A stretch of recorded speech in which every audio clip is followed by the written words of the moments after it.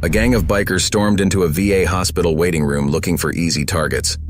They found an undercover FBI agent instead. What happened next would expose a web of corruption, dismantle a multi-million-dollar drug trafficking operation, and teach the Black Vipers motorcycle gang a devastating lesson. Sometimes the most dangerous person in the room is the quiet veteran sitting in the corner. They thought they were harassing vulnerable patients. Instead, they picked a fight with one of the most skilled federal agents in America. This is the story of how a notorious biker gang messed with the wrong undercover cop, and how their moment of disrespect became their last mistake. Quick pause before we continue. Tell us, where in the world are you watching from? If you're enjoying these stories, make sure to hit subscribe because tomorrow's episode is absolutely mind-blowing. The familiar scent of antiseptic filled Agent Ethan Brooks' nostrils as he walked through the sliding doors of Marion County VA Hospital. After 6 years of deep undercover work abroad, the building hadn't changed. Same cream-colored walls, same uncomfortable plastic chairs, same fluorescent lights that made everyone look slightly ill. But for Ethan, this wasn't just another government building. This was where he'd spent countless hours after his third tour, where he'd learned to walk again after taking shrapnel in his left leg. His boots squeaked against the freshly waxed floor as he made his way to the waiting area. A few familiar faces looked up, old-timers who probably wouldn't recognize him now. His close-cropped military cut had grown out, and a carefully maintained beard covered his jaw. The transformation wasn't just physical. Years of undercover work had taught him to move differently, to carry himself with the contained energy of someone who lived in the shadows. Nurse Laura Manning glanced up from her station, her experienced eyes taking in every detail of his appearance. She'd been here since before his military days, probably seen thousands of veterans come through these doors. For a moment, he thought she might recognize him, but her gaze moved on, professional and detached. "New patient?" she asked, sliding a clipboard across the counter. Ethan accepted it with a slight nod. "Just transferred back to the area." He kept his voice low, neutral, the voice of someone who didn't want to draw attention. It wasn't entirely an act. The last thing he needed was to blow his cover on day one of his new assignment. The waiting room was half full, mostly older vets reading outdated magazines or staring at their phones. In the corner, Tom Peterson, a Vietnam vet Ethan remembered from his recovery days, dozed in his wheelchair. The scene was almost peaceful, mundane in its normalcy. That normalcy shattered at 2:17 p.m. The first sign was the rumble. Not the gentle purr of a well-maintained bike, but the aggressive roar of machines pushed too hard, too fast. Through the glass doors, Ethan watched 5 motorcycles pull into the parking lot, taking up spaces reserved for disabled veterans. The riders dismounted with practiced synchronization, their leather cuts bearing the unmistakable patch of the Black Vipers. A coiled snake wrapped around a bleeding heart. Ethan's hand instinctively moved toward his concealed weapon, but he forced it back to the clipboard. His FBI handler's words echoed in his mind. "Your primary mission is intelligence gathering. The Black Vipers are just the surface. We need to know who's backing them, who's protecting them." The bikers swaggered through the doors, leather creaking, chains jingling. Their leader, a tall man with a shaved head and a spiderweb tattoo crawling up his neck, scanned the room with predatory intent. This had to be Ryder Razor King, the target Ethan had been briefed about. Behind him, 4 others spread out, blocking the exits with casual menace. Nurse Laura straightened at her station, her knuckles whitening as she gripped her pen. "Can I help you, gentlemen?" Ryder's laugh was like gravel in a blender. "Ain't here for medical attention, sweetheart. Just spreading the word about our new community outreach program." The temperature in the room seemed to drop. An elderly veteran near the door clutched his cane tighter. Tom Peterson stirred in his wheelchair, eyes snapping open with the situational awareness that never quite leaves a combat veteran. Ethan kept his head down, appearing absorbed in his paperwork while cataloging details. The way Ryder's lieutenant kept touching his jacket pocket, probably armed. The fresh track marks visible on another biker's forearm. Heroin, most likely. The way they positioned themselves, trained, coordinated. This wasn't just some random gang. These were professionals using the biker image as cover for something bigger. "See, we're offering protection services," Ryder continued. moving deeper into the waiting room. Lots of dangerous elements out there. Would be a shame if something happened to this nice facility, or its patients. A young woman clutched her service dog closer. The German Shepherd's ears were flat against its head, a low growl building in its throat. Ethan felt his jaw tighten. 6 years of undercover work had taught him patience, taught him to watch and wait. But something about seeing these thugs terrorizing people in a place meant for healing made his trigger finger itch. Nurse Laura's voice cut through the tension. "This is a federal facility. If you don't have medical business here, I'll need to ask you to leave." Ryder's smile didn't reach his eyes as he leaned over the counter. "Or what? You'll call the cops? They know better than to mess with us. This whole town's gonna learn that lesson real soon." The threat hung in the air like smoke. Ethan watched as Ryder's men began moving through the room, dropping business cards on chairs and tables. The cards were black with a silver viper coiled around a phone number. Several landed near Tom's wheelchair, one sliding under the rubber wheel. Tom's weathered hand reached down to pick up the card, and one of the bikers, a muscled giant with brass knuckles tattooed across his fingers, stepped forward. "Careful there, old-timer. Wouldn't want you to strain yourself." The biker's hand came down on Tom's shoulder, and something in Ethan's chest turned to ice. He'd fought cartel assassins in Mexico, tracked terrorist cells through Europe, but watching that hand descend on the shoulder of a man who'd served his country, who'd earned the right to peace, it awoke something primal.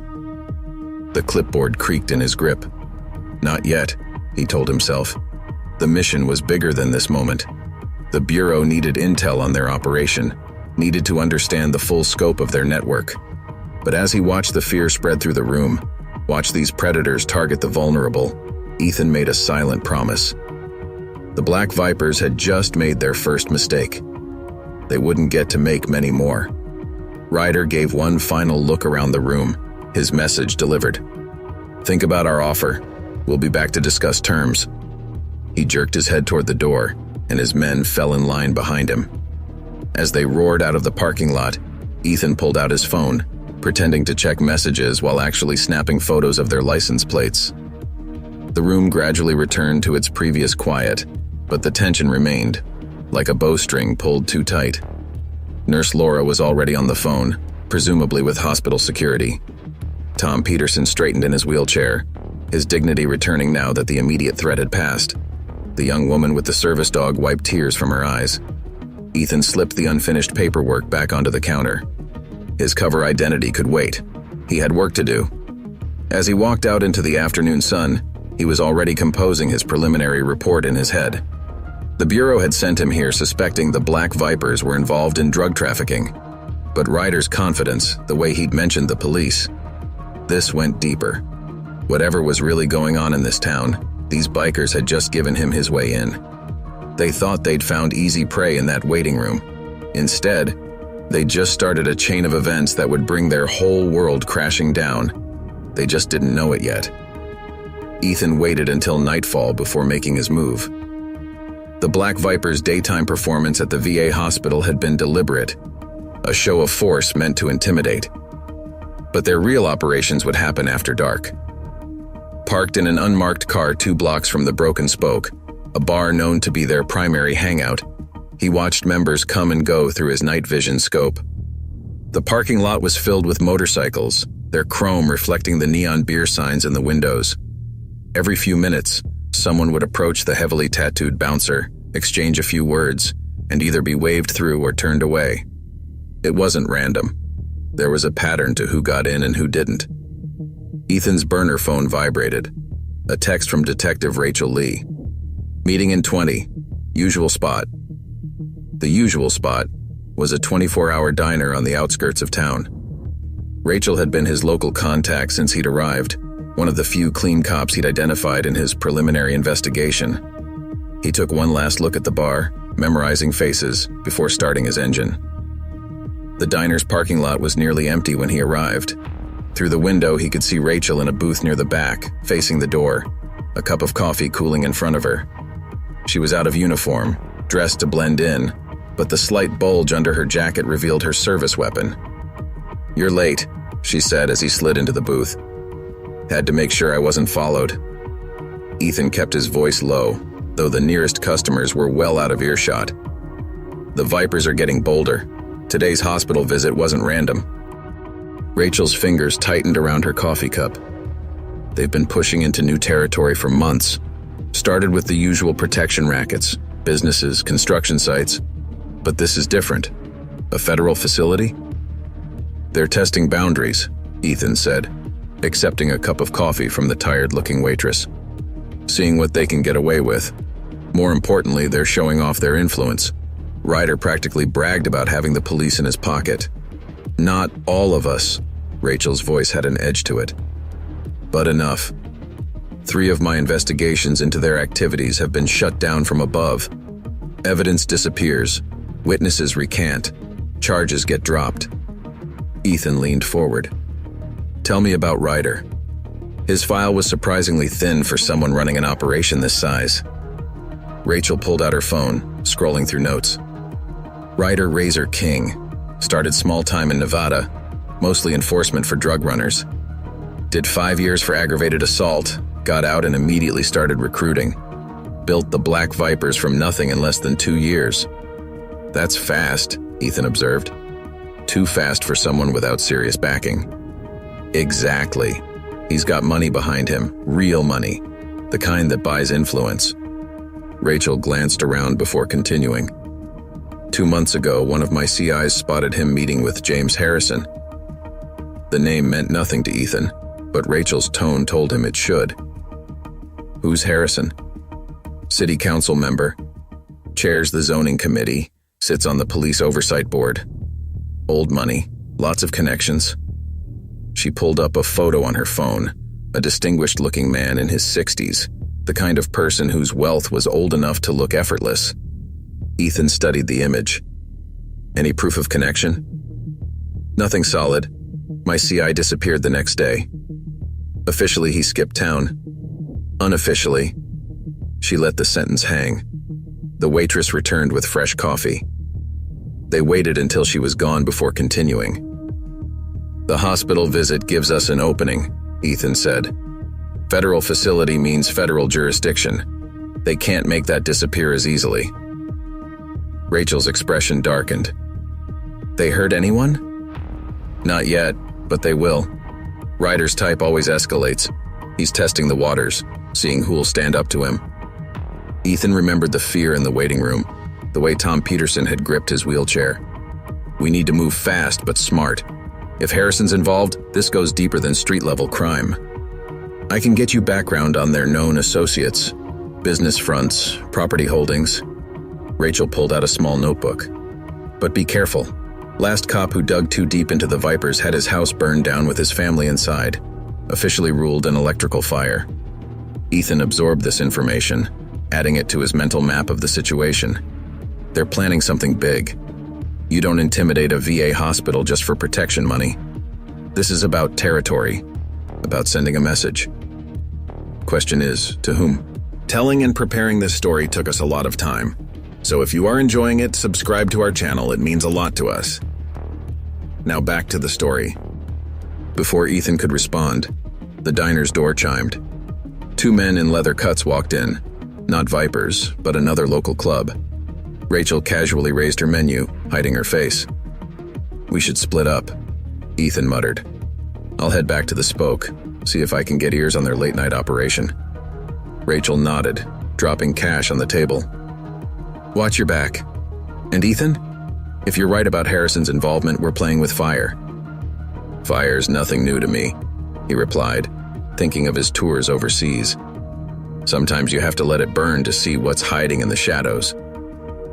They left separately, Rachel heading east toward her apartment, Ethan back toward the broken Spoke. The night was still young, and the Black Vipers were about to give him his first real look at their operation. As he drove, Ethan's mind returned to the VA hospital, to Tom Peterson and the others. Rachel was right. They were playing with fire. But sometimes fire was exactly what you needed to cauterize a wound. And this town, his town, was wounded. The Black Vipers had made their statement today. Soon, it would be his turn to make one of his own. Through his rearview mirror, he caught a glimpse of headlights. A motorcycle, keeping pace about 2 blocks back. Could be nothing. Could be everything. Either way, the game was on, and Ethan Brooks was playing for keeps. The Broken Spokes back alley reeked of stale beer and cigarettes. Ethan had ditched his tail, a prospect trying too hard to be subtle, and circled back on foot. From his position behind a dumpster, he had a clear view of the bar's rear entrance, where most of the real business seemed to be happening. A black SUV with tinted windows pulled up, its engine purring expensively. The driver remained inside while 2 men in suits, decidedly not the usual Broken Spoke clientele, stepped out. One carried a metal briefcase.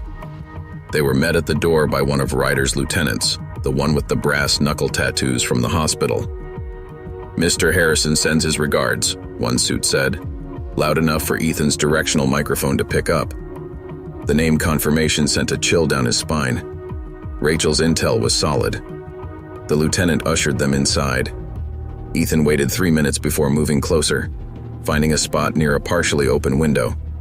The bass from the bar's speakers provided cover noise, but his specialized equipment could filter it out.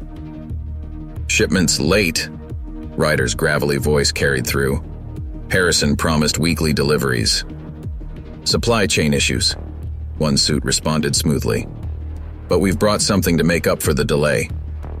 The sound of the briefcase clicking open, murmurs of appreciation. "Premium product," the suit continued. "Straight from the source. Harrison says this should keep your people happy until the main shipment arrives." "And the hospital situation?" "Mr. Harrison is concerned about your methods. Drawing attention to federal facilities wasn't part of the plan." Ryder's laugh was sharp. "Plans change. We need distribution points. VA hospitals are perfect. Steady supply of potential customers, all with valid prescriptions. Any investigation looks like simple pill abuse." Ethan's jaw clenched. They were planning to use veterans as cover for their drug operation. The same veterans who'd served their country, who were now seeking help for their injuries and trauma. The conversation continued, but a noise from the alley caught Ethan's attention. A figure was approaching, female, moving with purpose. Even in the dim light, he recognized Nurse Laura from the VA hospital. She reached the back door, knocked twice. The lieutenant opened it, grinning when he saw her. "Well, if it isn't our favorite nurse, come to discuss our business proposition." Laura's voice was steady, but Ethan could hear the fear she was fighting to control. "I want you to stay away from my patients." "Or what?" The lieutenant stepped closer. "You'll report us? To who? The cops? The hospital board? Face it, sweetheart. Nobody's coming to help." "Those people came to us for help." Laura stood her ground. "They served their country. They deserve better than being used as pawns in your drug scheme." The lieutenant's amusement vanished. He grabbed Laura's arm, yanking her closer. "You've got a big mouth, nurse. Maybe we should—" That was all Ethan could take. Cover be damned. He wasn't going to watch this thug assault a woman for trying to protect her patients. "Let her go." His voice cut through the alley like a blade. The lieutenant's head snapped around, hand instinctively reaching toward his waistband. "Who the fuck are you?" "Someone who thinks you should pick on someone your own size." Ethan stepped into the light, keeping his stance relaxed but ready. "This ain't your business, friend." The lieutenant's grip on Laura tightened. "Actually, it is." Ethan moved closer, each step measured. "See, I was in that hospital today. Watched you and your boss threaten people who can barely walk. Not very impressive." The lieutenant shoved Laura aside, focusing on this new threat. She stumbled but caught herself, backing away from the confrontation. "You got a death wish?" The lieutenant pulled a knife, its blade catching the neon light from the bar's signs. Ethan sighed. "That's the problem with you wannabe tough guys, always bringing knives to gunfights." The lieutenant charged, blade slashing in a practiced arc. But Ethan hadn't survived 6 years undercover by being slow.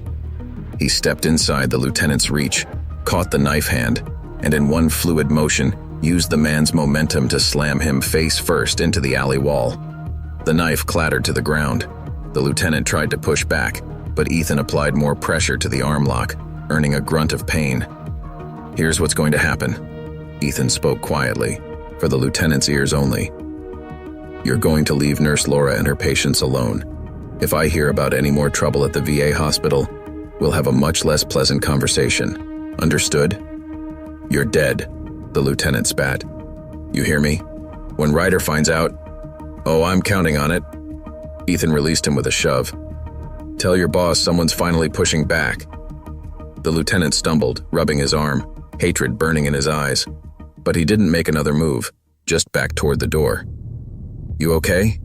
Ethan asked Laura once the lieutenant was gone. She nodded, still shaken. "You shouldn't have done that. They'll come after you now." "Let them try." He handed her a card with a number written on it. "If you have any more trouble, call this number. Ask for Detective Lee." Laura studied the card. "Who are you?" "Just someone who's tired of bullies." Ethan glanced at the bar's back door. "You should go. Things around here are about to get complicated." She hesitated, then nodded. "Thank you. But please, be careful. These men, they're dangerous." "So am I," Ethan muttered as she hurried away. Inside the bar, he could hear raised voices. The lieutenant was probably reporting the incident to Ryder right now. His cover might be compromised, but he'd gained something valuable: confirmation of Harrison's involvement and details about their distribution plan. Plus, he'd sent a message. The Black Vipers weren't used to resistance. Now they'd have to deal with someone who wasn't afraid of them. His phone buzzed. "Rachel, we need to meet. Something big is happening." "On my way," he replied, already moving through the shadows toward his car. "And Rachel, tell your people to keep an eye on Nurse Laura from the VA. She just made herself a target." The game was escalating, but that was fine with Ethan. Sometimes you had to rattle the snake to make it show its fangs, and the Black Vipers were about to learn just how sharp his fangs could be. Dawn was breaking over the city when Sergeant Mike Daniels pulled into the empty parking lot behind the abandoned Maple Street gym. His old Army buddy, now FBI agent Ethan Brooks, waited in the shadows, looking like he hadn't slept. "You look like hell," Mike said, handing Ethan a cup of black coffee. "Long night." Ethan took a deep drink. "Had to make sure I wasn't followed. The Vipers have been watching my movements since the alley incident." "Yeah, heard about that from Rachel." Mike leaned against his truck. "Taking on Ryder's lieutenant in the open. Not exactly keeping a low profile, brother. Sometimes you have to risk the small game to catch the bigger fish." Ethan pulled out his phone, showing Mike surveillance photos. "The Vipers are just middlemen. They're working with James Harrison, City Council, old money. He's using them to distribute something big through the VA hospitals." Mike's expression hardened. He'd served 3 tours with Ethan, seen the worst humanity had to offer. But targeting veterans? That was a special kind of low. "Harrison's hosting a charity gala next weekend," Mike said. "Raising money for veteran support programs, if you can believe the irony. Half the city's elite will be there. Including Ryder? Invitation list shows him as a community business leader." Mike's disgust was evident. They're not even trying to hide it anymore. A police cruiser drove past on the main street. Both men instinctively stepped deeper into the shadows until it passed. "I need your help, Mike." Ethan's voice was serious. "Rachel's got cops she trusts watching Nurse Laura, but I need someone to keep an eye on Tom Peterson and the other regular patients at the VA. The Vipers might try to send another message." "Already on it." Mike pulled out a small notebook. "Got some of our old unit running informal security. Jenkins works maintenance there now. Rodriguez volunteers 3 days a week. Nobody touches those vets without us knowing." Ethan nodded gratefully. "There's something else. Harrison's operation. It's bigger than just drugs. The suits who visited last night, they weren't street-level dealers. They had military bearing. Private security? More likely ex-special forces. The kind of guys who work for 3-letter agencies until the money from the private sector looks too good to pass up. Mike absorbed this information. You think Harrison's got government connections? Would explain how the Vipers expanded so fast, how they've been able to operate so openly. Ethan finished his coffee. I need to get inside that gala. Already worked that out too. Mike handed him an envelope. Rachel pulled some strings. You're going as my +1, Mike Daniels and guest, representatives of the Veteran Outreach Program. Ethan checked the invitation. Harrison won't recognize you? Never met the man. I usually send a junior coordinator to these things. Mike's smile was grim. But given what they're planning with the VA, figured it was time to make a personal appearance. A text buzzed on Ethan's phone. Rachel with an update. His expression darkened as he read it. What? Mike asked. They found Jake Whisper Thompson. Ethan showed him the message. Former Viper turned informant. He was supposed to meet with Rachel yesterday, never showed. They just pulled his body from the river. Jesus. Mike ran a hand over his face. They're cleaning house. No. Ethan's voice was cold. They're sending a message. Anyone who talks dies. Think they made you as a Fed? Not yet, but they know someone's pushing back. Ethan pocketed the invitation. We need to move fast. Harrison's using the charity angle to look legitimate, using the Vipers for muscle, and using our veterans as cover for whatever they're really distributing. What's the play? The gala's our best shot. Harrison, Ryder, and their whole operation in one place. Ethan started walking toward his car. But first, I need to visit Whisper's girlfriend. If he was ready to talk, he might have left something behind. Watch yourself, Mike called after him. Word is the Vipers have got people inside the coroner's office. They'll know you're asking questions. Ethan paused. Remember that ambush outside Kandahar, when we were pinned down for 6 hours? Hard to forget. Lost some good men that day. But we survived, because we knew something the enemy didn't. Ethan's smile was dangerous. Sometimes the best defense is to be the one setting the ambush. As Ethan drove away, Mike couldn't help but remember those days in Afghanistan.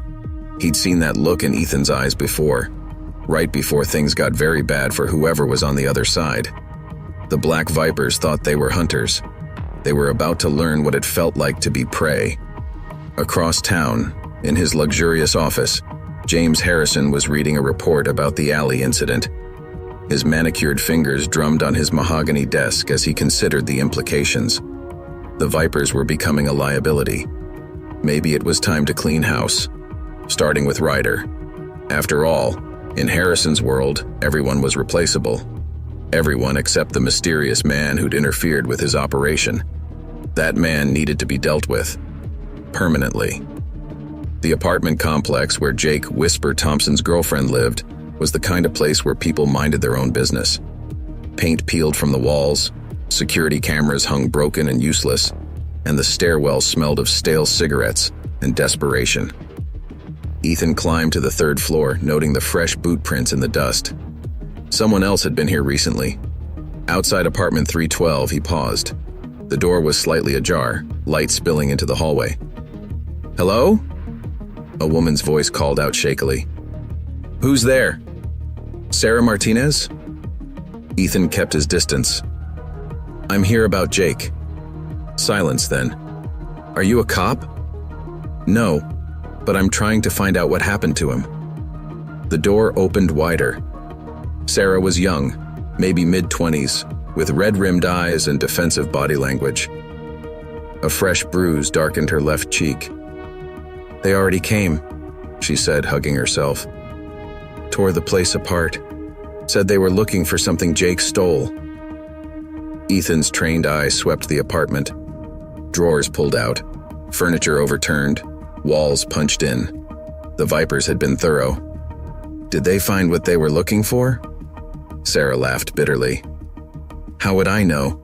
Jake never told me anything. Said it was safer that way. Her voice cracked. Lot of good that did him. When did you last see him? 2 days ago. He was scared. Said he had evidence that would bring down some big shots. She wiped her eyes. He was supposed to meet some detective. Then Then they found him in the river. Ethan moved carefully through the wreckage. Did Jake have any hiding places? Somewhere special he might have kept important things? They checked everywhere. Under floorboards, inside walls, even ripped up the... Sarah stopped, something flickering across her face. What? His gaming console. Jake was always playing that stupid racing game. Said it helped him think. She pointed to a battered PlayStation in the corner. They didn't touch it. Probably thought it was worthless. Ethan examined the console. The casing was loose, modified. Inside, tucked behind the power supply, he found a micro SD card. Smart, he muttered. Hide it in plain sight. A floorboard creaked in the hallway. Ethan's hand moved to his weapon as heavy footsteps approached. "Sarah?" a male voice called. "Got a minute?" She went pale. "It's them. They're back." Ethan pocketed the SD card and moved to the window. "Fire escape?" She nodded toward the bedroom. "Through there. Listen carefully," he whispered. "Tell them I was never here. That Detective Rachel Lee will be checking on you. If they try anything, call this number." He pressed a card into her hand. The footsteps grew closer. Ethan slipped into the bedroom just as two Vipers entered the apartment. "Place is still a mess," one commented. "Find anything interesting since our last visit?" "No," Sarah's voice was steady. "Like I told you, Jake never brought work home." Through the bedroom door's crack, Ethan watched the larger biker. He recognized him from the hospital incident. Circle the room. "Funny thing," the biker said. "One of our prospects saw someone entering the building. Someone who's been causing trouble. I haven't seen anyone." The biker moved faster than his size suggested, grabbing Sarah's arm. "Don't lie to me, girl. Where is he?" Ethan had two choices: reveal himself or let Sarah take the beating that was coming. The mission needed him to stay hidden, to protect the evidence on the SD card. But he'd watched enough people suffer. Let her go. He stepped into the doorway, weapon drawn. "Your problem's with me." The bikers spun around, reaching for their own guns, but Ethan was already moving. He tackled the larger one, driving him into the wall. The second biker's shot went wide, shattering a window. Sarah screamed. The larger biker tried to grapple, but Ethan broke his grip with a sharp elbow strike. In close quarters, his CQC training gave him the advantage. The second biker charged. Ethan used his opponent's momentum, throwing him into his partner. Both crashed through the coffee table. "Sarah, run!" Ethan barked. She didn't need to be told twice. The larger biker pulled a knife. Ethan kicked it away, followed with a strike to the throat. As the man gasped for air, his partner scrambled for his dropped gun. Ethan got there first. One precise strike to the temple, and the second biker dropped. His partner, still choking, tried to stand. Ethan helped him back down with a knee to the face. The fight had lasted less than 30 seconds. Sirens wailed in the distance. Someone had called the cops. Ethan quickly searched the unconscious bikers, finding phones and weapons. He'd need to move fast. Sarah waited in the stairwell. "Are they?" "Unconscious, but we need to go, now." He guided her down the stairs. "I know somewhere safe." 20 minutes later, he watched from his car as Mike Daniels led Sarah into a safe house. The SD card felt heavy in his pocket. Jake's last message, bought with his life. His phone buzzed. "Rachel, Harrison's men are at the morgue. They're trying to expedite Jake's cremation." "Too late," Ethan replied. "I've got what Jake died for. Meet me at the usual place. Bring your laptop." Whatever was on this card, Harrison and the Vipers had killed to keep it hidden. Now it was time to find out why. The game was changing. No more reconnaissance, no more waiting. The Black Vipers had drawn first blood. It was time to draw some back. The diner's late-night fluorescent lights cast harsh shadows across Rachel's laptop screen as she worked to decrypt Jake's SD card. Ethan sat across from her, watching the parking lot through the window's reflection while nursing his third cup of coffee. "He was thorough," Rachel muttered, fingers flying across the keyboard. Multiple encryption layers, scattered file fragments. Jake might have been a biker, but he knew his tech. Harrison's men wouldn't have torn apart his apartment for nothing. Ethan turned the burner phone from one of the unconscious bikers over in his hand. Whatever's on here, it was worth killing for. The laptop chimed.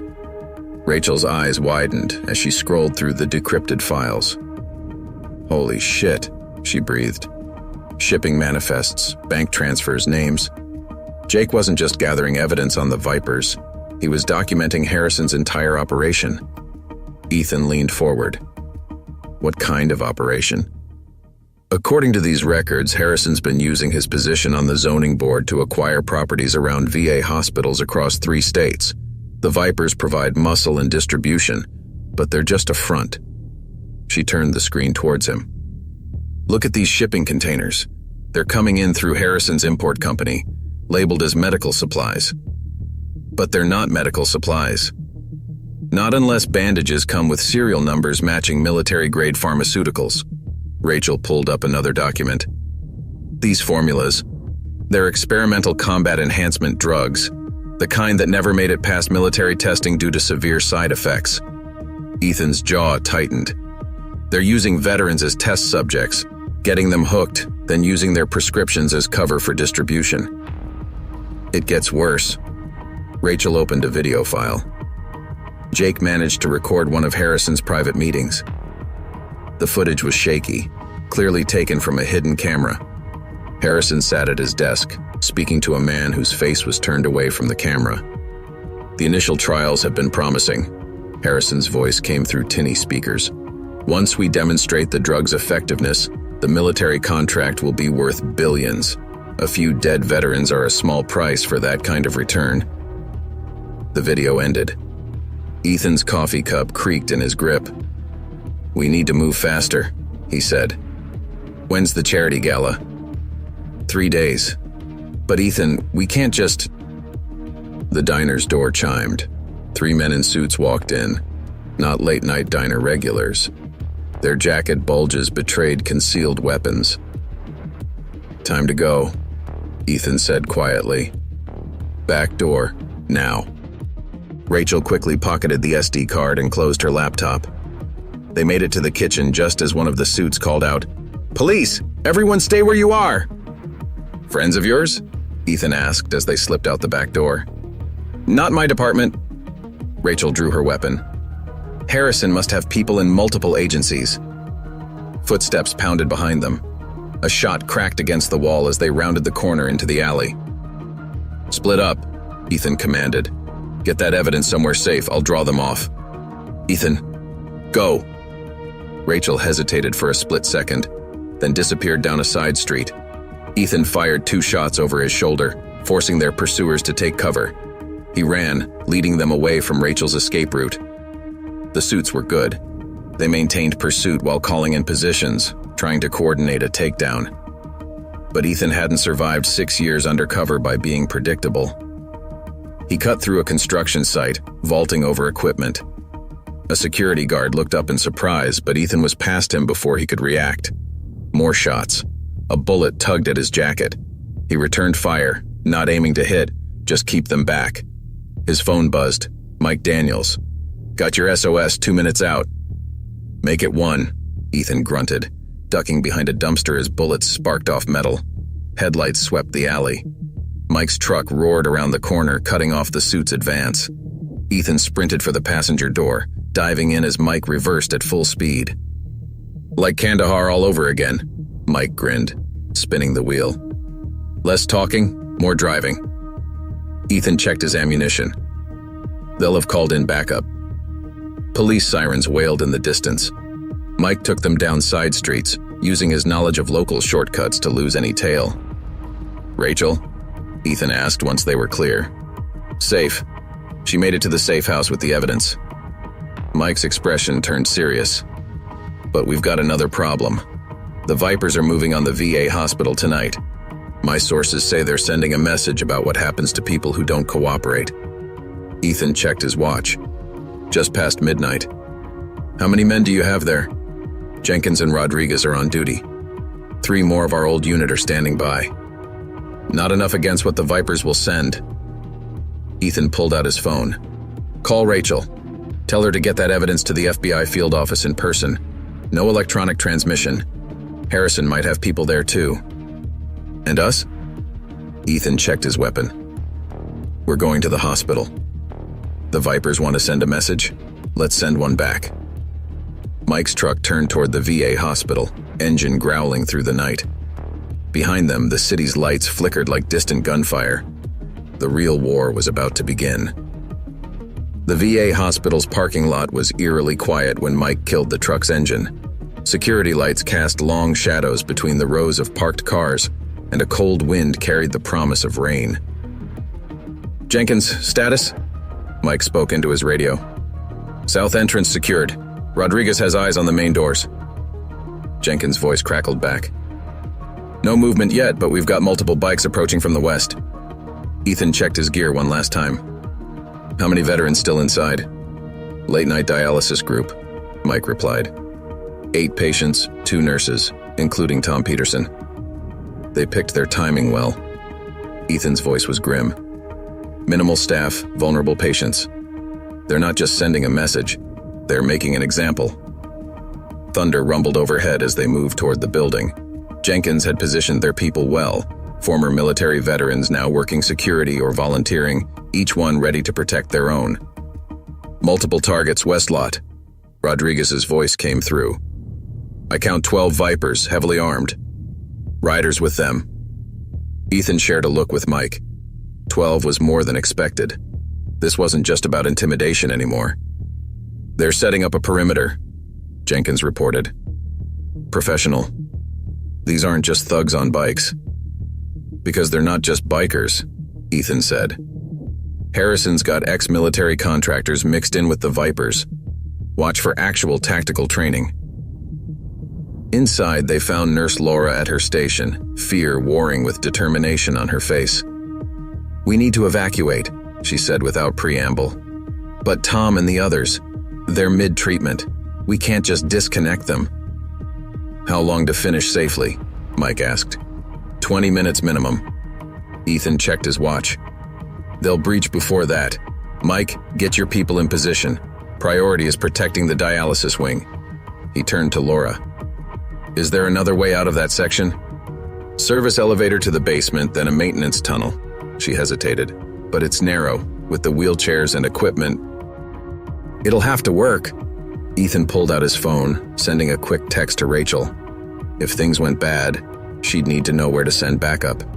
Thunder cracked again, closer now. Rain began pattering against the windows. "They're moving," Rodriguez warned through the radio. Ethan positioned himself near the main entrance, using the reception desk as cover. Mike took the opposite side, while Jenkins and the others guarded the approaches to the dialysis wing. The first sign was the glass doors shattering. Smoke grenades rolled in, filling the lobby with gray haze. Professional breaching tactics, just as Ethan had warned. "Federal agent," Ethan shouted as figures emerged through the smoke. "Stand down." The response was immediate. Automatic weapons fire sprayed the reception area. Ethan returned fire, catching one attacker in the shoulder. Beside him, Mike's rifle barked twice. "Dialysis wing, report," Mike called into his radio. "Sealed and holding," Jenkins responded. "But they're probing the east corridor." Through the smoke, Ethan caught glimpses of their attackers, some in Viper cuts, others in tactical gear. Harrison's merged operation in action. "Laura, start the evacuation," he ordered through his earpiece. "Mike, we need to buy them time." "Like old times?" Mike grinned, pulling a flashbang from his vest. They moved in practiced coordination, years of combat experience taking over. Mike's flashbang disoriented the first wave, letting them push forward and take better positions. But the Vipers had numbers and firepower. Bullets chewed through walls and furniture as both sides exchanged fire. "Agent Brooks," Ryder's voice boomed through the chaos. "We just want to talk." "Funny way of showing it," Ethan called back, dropping an attacker with a clean shot to the leg. "Harrison sends his regards, says you've been asking too many questions." "Tell Harrison I'm just getting started." More gunfire. One of Mike's men took a hit but kept firing. Through his earpiece, Ethan heard Laura coordinating the evacuation. 10 more minutes, she reported. Running out of time here, Mike warned, reloading. Ethan spotted movement, figures trying to flank through a side corridor. He shot out the lights, using the darkness to their advantage. Jenkins, they're trying to circle around, he warned. Got him. East corridor sealed. The battle settled into a rhythm. Shoot, move, cover. The Vipers were good, but Ethan's team had the advantage of knowing the layout and fighting for something more than money. Then Ryder played his hand. Maybe we should ask Tom Peterson what he thinks. His voice carried clearly.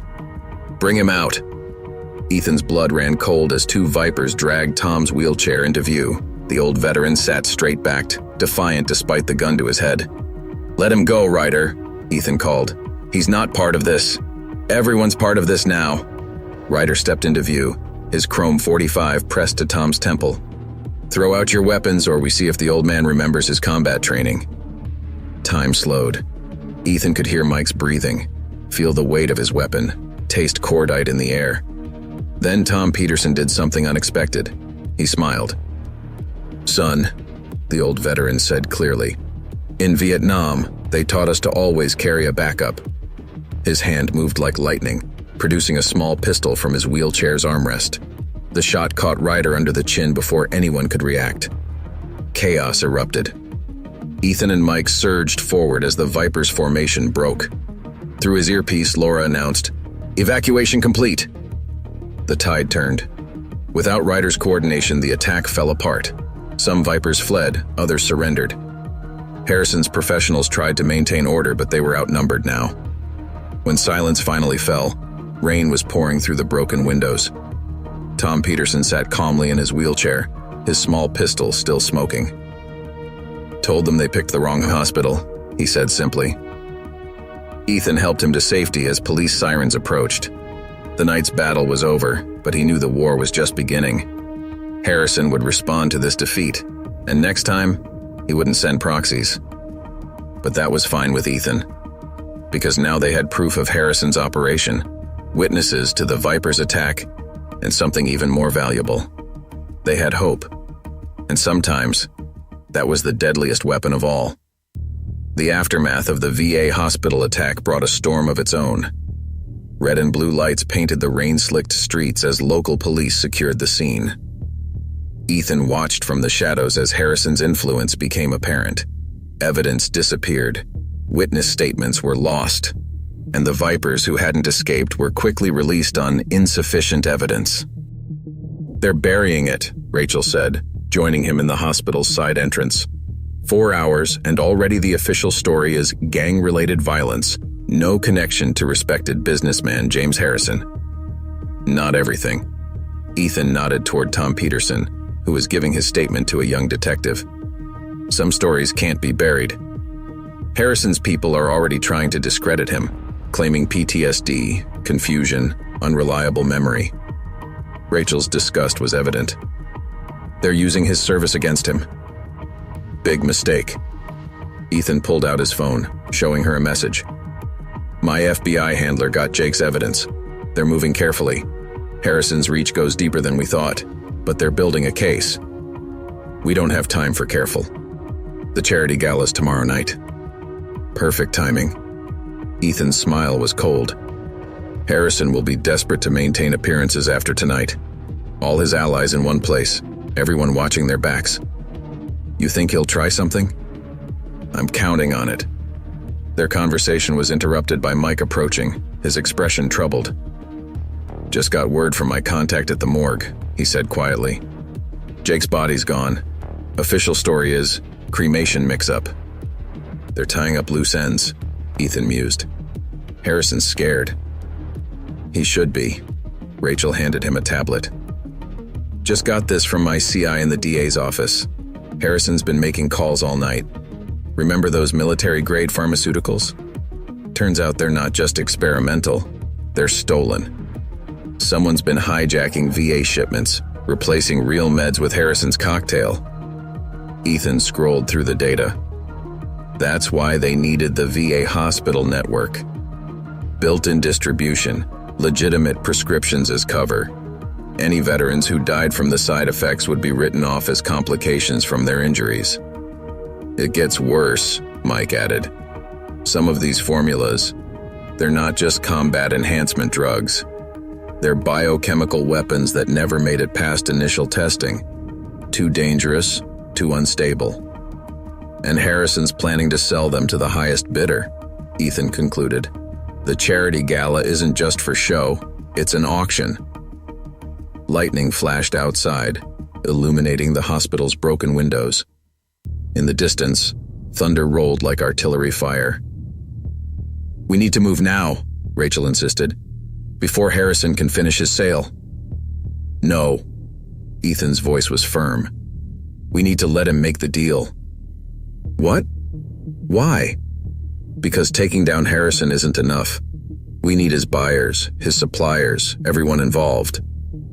Ethan stood. "The gala is our chance to get them all in one place." "It's risky," Mike warned. "After tonight, security will be tight. Harrison's private contractors, corrupt cops, the Vipers, they'll all be watching." "Good." Ethan checked his weapon. "Let them watch. While they're focused on us, they won't see what's coming." "And what's coming?" Rachel asked. Ethan's phone buzzed, a message from his handler. "Backup. Real backup. The Bureau's been building this case for months. Jake's evidence was the last piece they needed. Now we just have to keep Harrison's operation in place for 24 more hours." "He'll know we're coming," Mike said. "That's the point." Ethan started walking toward his car. "Harrison thinks he's untouchable because he's always one step ahead. Time to change the game." "How?" "By letting him think he's winning." Ethan turned back. "Mike, get our people in position around the gala venue. Rachel, I need everything you have on Harrison's security detail. And someone find me a tuxedo."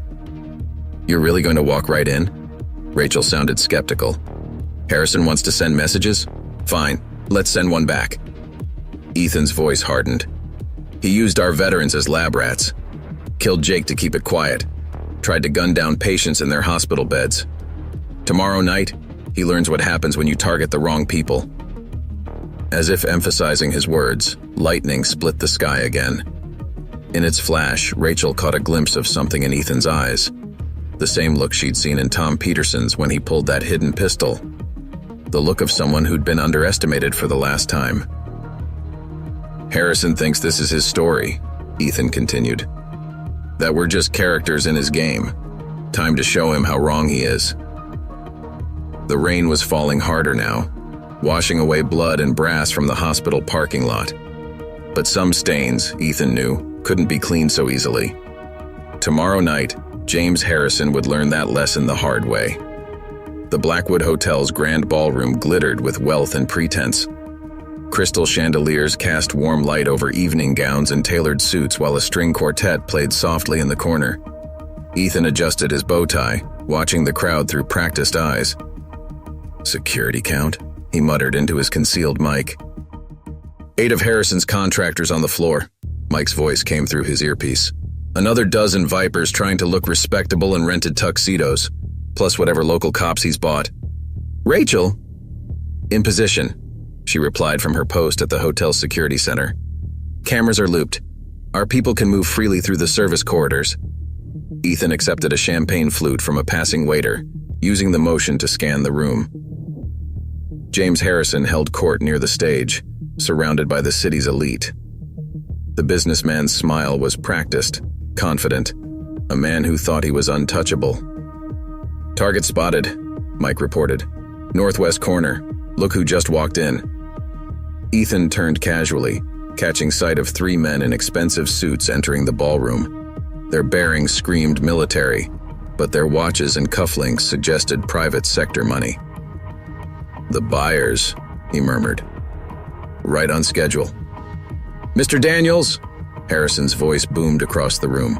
The businessman approached, hand extended. "So glad you could make it. And this is?" "John Maxwell," Ethan smiled, shaking Harrison's hand. "New to the Veteran Outreach Program." "Wonderful initiative." Harrison's eyes were calculating despite his warm tone. "We're always looking to support our veterans. Speaking of which, horrible business at the hospital. Gang violence in a medical facility. Simply unacceptable. Quite a coincidence. Ethan met his gaze steadily. Happening right before your big fundraiser. Something dangerous flickered behind Harrison's smile. Yes, well, all the more reason to show our support. If you'll excuse me, I have other guests to greet. As Harrison moved away, Ethan noticed one of the Vipers watching him intently. The biker's hand kept straying to his jacket, armed despite the event's security. Rachel, got eyes on the service entrance. 3 more players just arrived. They're heading to the wine cellar. The real meeting, Ethan concluded, while everyone's distracted by the charity auction upstairs. He made his way toward the bar, casually noting positions and escape routes. The FBI strike team was in place, waiting for his signal, but timing would be crucial. Sir? A server approached with a silver envelope. Mr. Harrison requests your presence in the private tasting room. Ethan accepted the invitation, recognizing the implied threat. In his earpiece, Mike tensed. That's not part of the plan. Plans change, Ethan replied softly. To the server, lead the way. The wine cellar was all aged wood and subtle lighting. Harrison waited with his private security and the 3 buyers. The pretense of charity dropped. Mr. Maxwell, Harrison smiled. Or should I say, Agent Brooks? Ethan didn't bother denying it. Figured it out, did you? Please. Harrison gestured to a screen showing surveillance footage. Did you think we wouldn't recognize one of our test subjects? The footage showed a younger Ethan, strapped to a medical chair, military doctors administering injections. His own face contorted in pain as experimental combat drugs coursed through his system. That's right, Harrison continued. Before we refined the formula, we tested it on Special Forces volunteers. You were Subject 23, as I recall. Showed remarkable resilience. That program was shut down. Ethan's voice was ice. The side effects were unfortunate, yes, but think of the potential. Soldiers who feel no pain, need no sleep, fight with inhuman strength. Harrison turned to his buyers. Imagine controlling an army of enhanced warriors, gentlemen, worth every penny of the asking price. You're using veterans as lab rats, Ethan growled, killing them to perfect your weapon. They're serving their country one last time. Harrison nodded to his security. Unfortunately, you won't be around to see the results. Kill him. Several things happened at once. The lights went out. In his earpiece, Rachel announced, "Power cut, FBI moving in." Ethan was already moving, using the darkness he'd trained in for years. The first guard's shot went wide. Ethan broke his arm, took his weapon, used him as a shield against the others. Above, the charity gala erupted in chaos as FBI teams breached the ballroom. The Vipers, caught off guard, didn't stand a chance. Harrison's security were better trained, but Ethan had something they didn't: intimate knowledge of the drug they were selling. He knew its weaknesses because he'd lived them. "Rachel, southeast corridor!" he barked, catching glimpse of Harrison fleeing with the buyers. "On it!" Gunfire erupted in the confined space. Ethan moved like a shadow, each strike precise, efficient. The drug had nearly killed him years ago, but it had taught him his limits, taught him how to push past them. 2 guards down. 3. The last one rushed him with a knife, but Ethan was already gone, leaving an unconscious body in his wake. When the lights came back on, Harrison and his buyers found themselves surrounded by FBI tactical teams. Rachel stepped forward, badge raised. "James Harrison," she announced with satisfaction. "You're under arrest." Through his earpiece, Ethan heard Mike's voice. "Vipers are contained. No casualties." Outside, police sirens wailed. Inside, Harrison's empire crumbled under the weight of federal evidence and witness testimony. But Ethan wasn't finished. There was one more truth that needed to be exposed. "The formula you were selling?" He approached Harrison as agents cuffed him. "It doesn't create super soldiers. It creates walking time bombs. I know because I was one." Fear finally cracked Harrison's confident facade. "You don't understand what you've done. The people I work for can't help you anymore." Ethan showed him Jake's SD card. "We have everything. The trials, the deaths, the cover-ups, it's over." As Harrison was led away, Ethan caught sight of Tom Peterson watching from the service entrance, a satisfied smile on his weathered face. Sometimes justice came from unexpected places. Sometimes the most dangerous person in the room wasn't the one holding the gun or making the threats. Sometimes it was the quiet veteran in the corner, waiting for the right moment to strike back. The aftermath of the Blackwood Hotel raid unfolded like a complex operation. FBI evidence teams swarmed the building while local news vans gathered outside, their lights painting the night in alternating colors. Ethan watched from the shadows as Harrison and his buyers were led out in handcuffs.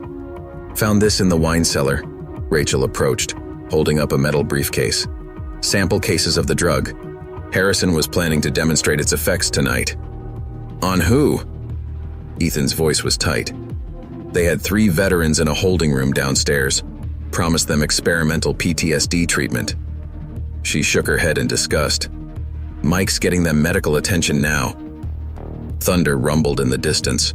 The storm from the hospital shooting was returning, as if nature itself demanded justice. "Your handler wants to talk to you." Rachel nodded toward a black SUV parked away from the chaos. "Something about your history with the program?" Ethan's jaw clenched. "There's nothing to discuss." "Ethan." She touched his arm. "I saw the footage. What they did to you. Why didn't you tell us?" "Because it wasn't relevant." "Wasn't relevant? They used you as a test subject. And now we shut them down." He turned to face her. "The past stays in the past." Before she could respond, Mike jogged up, his expression troubled. "We've got a problem. Harrison's talking." "Let me guess," Ethan said. "Cutting a deal?" "Worse. He says this goes higher than him. Way higher." Mike lowered his voice. "He's naming government officials, military contractors, people who can make evidence disappear." "He's trying to save himself," Rachel argued. "Maybe." Ethan watched another police car arrive. "But he's not lying. The program that tested these drugs, it never really shut down. They just moved it underground, used people like Harrison to run field trials." "How do you know?" "Because I wasn't the only test subject who survived."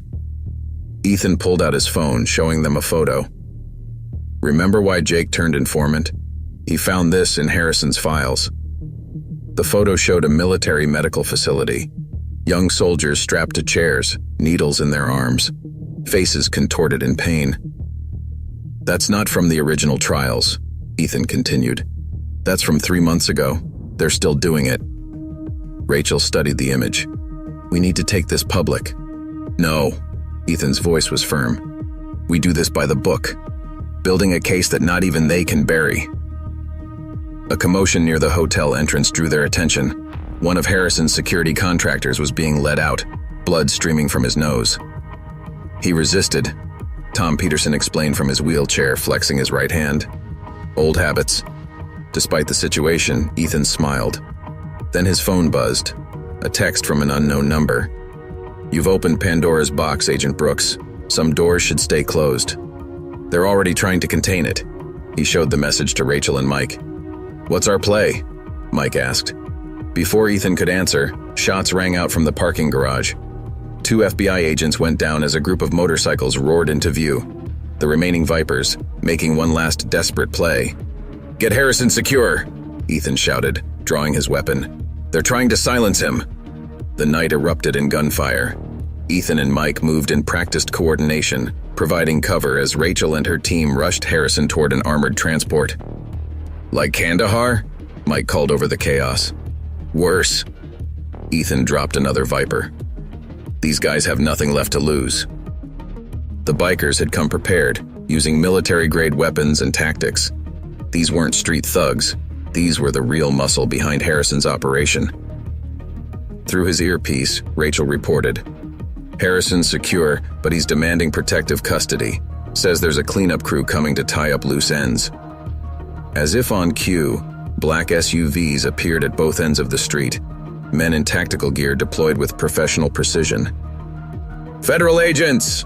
a voice boomed. "Stand down! We're taking jurisdiction of this operation." Ethan recognized the gear, the tactics. This wasn't a federal team. This was the cleanup crew. "Rachel," he commanded, "get Harrison and that evidence out of here, now." "What about you?" Ethan checked his ammunition. "Mike and I will introduce ourselves to our new friends." The storm finally broke, rain pouring down as two forces faced off in the hotel parking lot. On one side, professional killers sent to bury the truth. On the other, a former test subject and his war buddy, standing their ground. Lightning flashed, and the real battle began. Sometimes, Ethan realized, opening Pandora's box was exactly what needed to be done, because the only way to fight monsters was to drag them into the light. Rain hammered down as Ethan and Mike took cover behind overturned police cars. The cleanup crew's advance was methodical, professional. These weren't hired thugs, but trained operators. "Like old times?" Mike shouted over the gunfire, ejecting a spent magazine. "Old times didn't have this much paperwork." Ethan returned fire, forcing two operators back into cover. "Rachel, status?" "5 minutes out with Harrison." Her voice crackled through his earpiece. "Evidence is secure. FBI backup incoming." "They won't make it in time." Mike pointed to the tactical teams flanking their position. "These guys aren't here to arrest anyone." Ethan knew he was right. The cleanup crew's objective was simple: eliminate witnesses, destroy evidence, maintain deniability. They'd done this before. "Agent Brooks," a voice called through the storm. "Let's be reasonable. You know what's at stake here." Through the rain, Ethan recognized the speaker, Colonel Marcus Ward, one of the original program directors, the man who'd overseen the drug trials. "Reasonable?" Ethan called back. "Like you were with your test subjects?" "We were advancing military science," Ward responded. "Creating the next generation of warriors. You were playing God with soldiers' lives." A burst of gunfire punctuated his words. Mike returned fire, catching one operator in the leg. "You of all people should understand," Ward continued. "You were our most successful subject, the only one who fully adapted to the formula." "I survived," Ethan corrected. "There's a difference." More vehicles arrived, black SUVs with tinted windows, Ward's backup. "Last chance, Brooks," Ward called. "Walk away. This goes higher than you can imagine." Ethan's response was a precise shot that shattered Ward's bulletproof vest, sending him stumbling. "Mike," Ethan said quietly, "remember that night in Kandahar, when we were surrounded? The tunnel gambit?" Mike grinned. "Thought you'd never ask." They moved with practiced coordination. Mike laid down covering fire while Ethan used the storm's cover to flank the tactical team. Years of combat experience, enhanced by the very drugs they were fighting to expose, made his movements fluid, precise. The first operator never saw him coming. The second managed to raise his weapon before Ethan's strike put him down. The third had better training but worse luck. "East side clear," Ethan reported. Mike's voice came back strained. "Could use some help on the west. These guys don't quit." Through his earpiece, Rachel updated. 2 minutes out. Harrison's talking nonstop. Says Ward's team is just the first wave. "He's right," Ethan confirmed, moving to support Mike. This was never about a drug operation. The VA hospitals, the Vipers, it was all a testing ground. For what? For them. Ethan nodded toward Ward's men. Private military contractors, enhanced with combat drugs, operating outside any oversight. Lightning flashed as he reached Mike's position. His friend was pinned down by precise fire from multiple angles. "They're good," Mike admitted. "They're upgraded," Ethan corrected. "Latest version of the formula. Faster reactions, dulled pain response." "So they're superhuman?" "No." Ethan checked his ammunition. "They're just soldiers who've forgotten what they're fighting for." As if proving his point, one operator broke cover, moving with unnatural speed. But his aggression made him predictable. Ethan's counter was measured, using the man's enhanced strength against him. "They're burning out," he observed as the operator went down hard. "Side effects are already showing." Ward must have realized it too. "Pull back," he ordered. "Scenario Delta." The tactical teams began an organized retreat, covering each other with professional precision. But Ethan could see the shakiness in their movements, the tremors that preceded system crash. "Let them go," he told Mike, who was lining up a shot. "They'll be back." "Good." Ethan watched Ward's vehicles disappear into the storm. "Because next time, we'll be ready." Rachel's voice came through. "Harrison and evidence are secure at the FBI field office. But Ethan, the names he's giving us, the operations he's detailing, this is bigger than we thought." It always was. Ethan helped Mike up as police sirens approached. Ward and his team weren't here to clean up Harrison's mess. They were here to protect their investment. Their drug pipeline? Their army. Ethan's voice was grim. Harrison wasn't just their distributor, he was their recruiter, finding veterans desperate enough to volunteer for experimental treatments. The storm was passing, but Ethan knew the real tempest was just beginning. Ward's retreat wasn't a surrender, it was a tactical withdrawal. The next phase would be worse, because now they knew exactly what they were fighting. Not just corruption or greed, but a systematic attempt to turn America's veterans into disposable weapons. And Ethan Brooks, test subject number 23, was going to burn it all down. The FBI field office buzzed with activity as agents processed evidence and debriefed witnesses. In a secure interview room, James Harrison sat across from Rachel, his expensive suit now wrinkled, his confidence cracking. "They'll come for me," he kept saying. "Ward has teams everywhere. You don't understand what they're capable of." Ethan watched through the one-way glass, his reflection ghostly in the fluorescent light. Mike stood beside him, cleaning his weapon with practiced efficiency. "He's right," Ethan said quietly. "Ward won't stop until he recovers Harrison and the evidence. Let him try." Mike chambered around. "We've got the building secured, FBI tactical teams on every floor. It won't be enough." Ethan turned as his phone buzzed. A message from an unknown number with an attached video file. The footage showed a secure military facility. Test subjects convulsing in medical chairs, their bodies warped by chemical cocktails.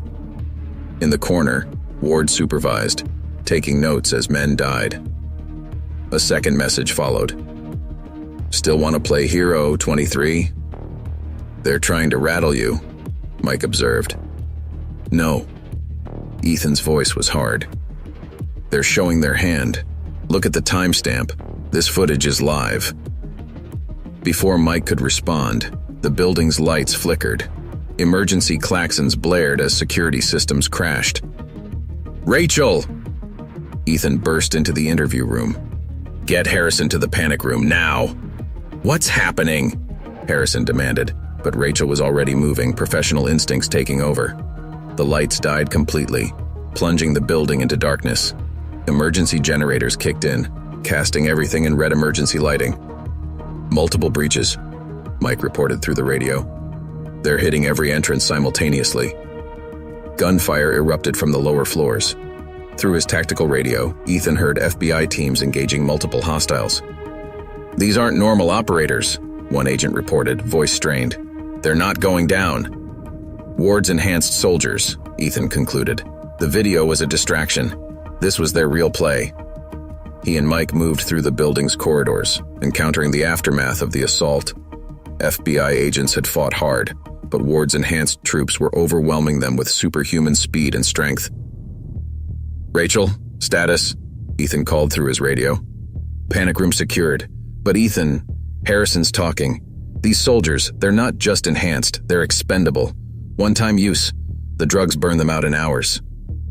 "Human suicide bombs," Mike muttered. "They're not here to capture Harrison. They're here to bury everything." Ethan checked his ammunition, including themselves. The stairwell door burst open. 3 enhanced soldiers charged through, moving with unnatural speed. Their eyes were dilated, skin pale and sweating. Late-stage drug effects. Ethan and Mike worked in sync, but conventional tactics barely slowed the enhanced operators. One took 3 shots to the chest and kept coming. The formula makes them virtually unstoppable, Ethan grunted, dodging a strike that cracked concrete. But it also burns them out. We just have to survive until... The soldier attacking him suddenly convulsed, blood vessels bursting beneath his skin. The others followed, their enhanced bodies finally succumbing to the formula's fatal side effects. Jesus, Mike breathed, watching them collapse. This is what they're doing to veterans? This is what they were trying to perfect with me. Ethan's voice was cold. A disposable army that can't be traced back to them. More explosions rocked the building. Ward's team was getting desperate, sacrificing their enhanced soldiers to reach Harrison. Rachel, we're coming to you, Ethan reported. How's our guest? Terrified, but talking. He's giving us everything. Names, locations, project details. Good. Ethan reloaded his weapon. Because we're about to have company. The corridor ahead filled with smoke as Ward himself stepped through, flanked by his last remaining operators. The colonel's tactical gear was pristine, his bearing military precise. You should have walked away, 23, Ward called. You were our greatest success. We could have worked together. I saw what success meant to you. Ethan's finger tightened on the trigger. All those soldiers you sacrificed, those veterans you turned into lab rats. We're at war, Brooks. Sometimes victory requires sacrifice. No. Ethan's voice carried over the building's emergency sirens. Sometimes victory requires standing up to people like you. The final battle for the FBI building was about to begin. But this time, Ethan wasn't fighting as test subject 23. He was fighting as every veteran who'd been used, every soldier who'd been betrayed, every victim of Ward's twisted ambition. And he was done running from his past. The FBI building's emergency lighting cast everything in crimson as Ethan faced down Colonel Ward and his remaining enhanced soldiers. Behind him, Mike took up a flanking position, protecting their route to the panic room. You know what makes you different, 23? Ward's voice carried over the building's sirens. You adapted. The formula changed you, but you kept your mind. The others, well, he gestured to his convulsing soldiers. They're effective but temporary. That's all we ever were to you, Ethan responded. Lab rats, disposable assets. Assets that could change the face of warfare. Ward's expression hardened. Imagine armies of enhanced soldiers, carrying out operations with superhuman capability. No fear, no hesitation, no accountability. No humanity, Ethan corrected.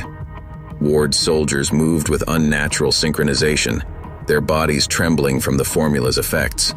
Blood vessels bulged beneath pale skin as the drugs pushed them beyond human limits. Last chance, Brooks, Ward offered. Step aside. Let us clean this up. Ethan's answer was a precise shot that caught the nearest soldier in the knee. Even with enhanced healing, some wounds couldn't be ignored. The fight erupted in close quarters. Enhanced soldiers moved like blur, their strikes powerful enough to crack walls. But Ethan had something they didn't: experience with the formula's weaknesses. Mike, he called. Pattern Sierra. They moved in practiced coordination, using the confined space to their advantage. The enhanced soldiers were stronger, faster, but their drug-fueled aggression made them predictable. You're only delaying the inevitable, Ward called, directing his troops with tactical precision. Harrison's evidence, your testimony, none of it matters. We own too many people in too many places. Maybe, Ethan grunted, countering an enhanced soldier's strike. But sometimes the truth only needs one voice. Through his earpiece, Rachel reported, Harrison's intel is uploading to secure servers, multiple redundancies. Ward can't bury this. The colonel must have received similar news. His composed facade cracked. Kill them all, he ordered. Burn the building if you have to. His remaining soldiers charged, pushing their enhanced bodies to the limit. But the formula was reaching its terminal phase. Blood trickled from their eyes, their movements becoming erratic. Ethan used their deterioration against them, each strike calculated to accelerate the drug's burnout.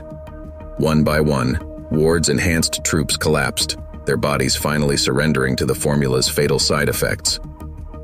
"It's over, Ward," Ethan advanced on the colonel. "Your program, your army, your secrets, it all ends here." "Nothing ends." Ward drew his sidearm with military precision. "Cut off one head, 2 more take its place. We'll perfect the formula. Find more subjects. Start again." "No," a new voice interrupted. "You won't." Tom Peterson wheeled himself into view, flanked by a group of veterans, including several wearing orderly uniforms from various VA hospitals. "Your subjects are done being silent," Tom declared. Each veteran carried a phone, recording everything. Ward's composure finally shattered. He fired wildly, but Ethan was already moving. Years of combat training, enhanced by the very formula Ward had forced into him, made his takedown clinical, precise. The colonel's weapon clattered away as Ethan pinned him. "You forgot something crucial about veterans," he said quietly. "We take care of our own. We stay vigilant." Ethan stood, watching more news footage of arrests and revelations. "We protect our own, and we make sure no one forgets what happened here." His phone buzzed, a message from Tom Peterson. Another VA hospital had uncovered suspicious drug trials, another chance to protect veterans from exploitation. The Black Vipers thought they were taking over a simple VA hospital, Ethan mused. Instead, they helped expose a conspiracy that went all the way to the top. "Sometimes the biggest revelations come from the smallest mistakes," Mike offered. "And sometimes," Rachel added, "the most dangerous person in the room is the quiet veteran who's seen it all before." Ethan gathered his files, preparing to head to the new investigation site. The work wasn't over, it was just beginning. Because he'd learned something crucial during this case. Sometimes the real heroes weren't the ones with enhanced strength or superhuman abilities. Sometimes they were the ordinary veterans who stood up when no one else would. The nurses who protected their patients. The old soldiers who refused to look away from injustice. And as long as people like Ward existed, trying to turn veterans into weapons, people like Ethan would be there to stop them. One hospital, one veteran, one battle at a time. The Marion County VA hospital looked different now. Fresh paint covered the bullet holes, new glass replaced the shattered windows, but the changes went deeper than cosmetic repairs. Armed security patrolled the corridors, and every patient's medication was double-checked by independent observers. Ethan stood in the waiting room where it had all started, watching veterans come and go with newfound confidence. No more fear, no more exploitation, just healing. "Quite a change," Nurse Laura commented, joining him at the window. The bruises from her encounter with the Vipers had faded, but her determination hadn't. She now headed the hospital's patient advocacy program. "The security cameras work now," Ethan noted with a slight smile. "Among other improvements." She handed him a tablet showing hospital statistics. "Drug trial participation is down 90%. Every experimental treatment gets reviewed by 3 independent boards. No more shortcuts, no more secret tests." "And the veterans?" "Healing. Those affected by Harrison's trials are receiving proper treatment. Tom Peterson's support group meets twice a week, standing room only." As if summoned, Tom wheeled himself over. The old veteran looked energized, purposeful. "Agent Brooks, heard you're heading to another VA hospital investigation. Word travels fast. We veterans look out for each other now." Tom's eyes were sharp.